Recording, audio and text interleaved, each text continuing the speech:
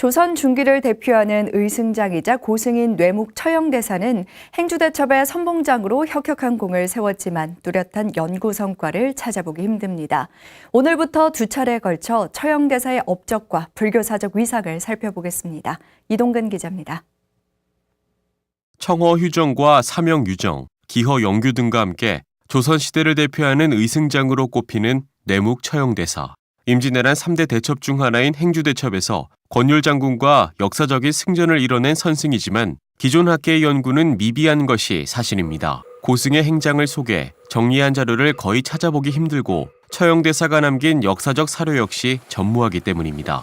지난 1926년 발표된 금산사지를 비롯해 관련 연구물이 3편 정도에 불과하지만 선승의 업적과 호국불교의 정통성을 기리기 위해서 더 이상 미룰 수 없는 시대적 과제라는 것이 학계의 입장입니다.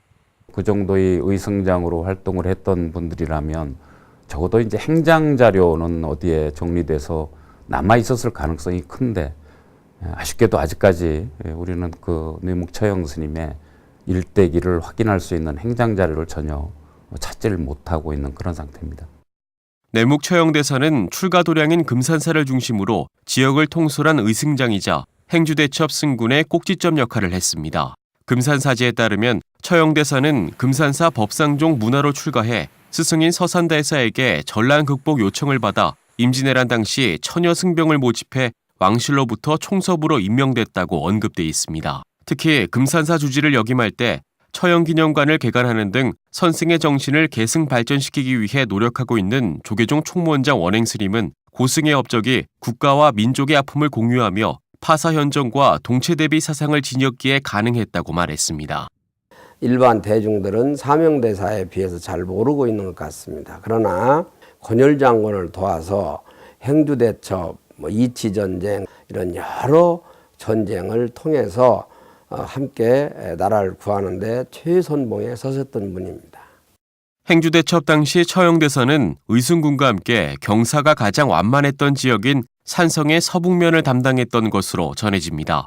전쟁 특성상 경사가 완만했던 곳은 적의 공격이 가장 용이한 지점으로 해석할 수 있는데 처음부터 그 지역을 방어했다는 사실은 병력 가운데 최정예군으로 분류됐을 가능성이 높다고 학계는 추측하고 있습니다. 이후 처형대사는 허술했던 행주산성의 시설을 극복하며 위대한 승전보를 울렸고 공로를 인정받아 국가로부터 절충장군의 직책을 받았습니다.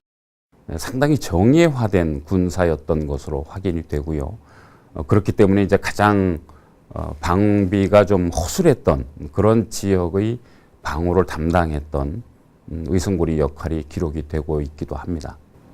행주대첩의 선봉장으로 나서며 구국활동과 민중구제의 위대한 업적을 남긴 뇌목 처형대사. 선승의 고귀했던 삶과 사상이 오롯이 전파될 수 있도록 불교계의 적극적인 연구와 논의가 필요해 보입니다. BTN 뉴스 이동근입니다.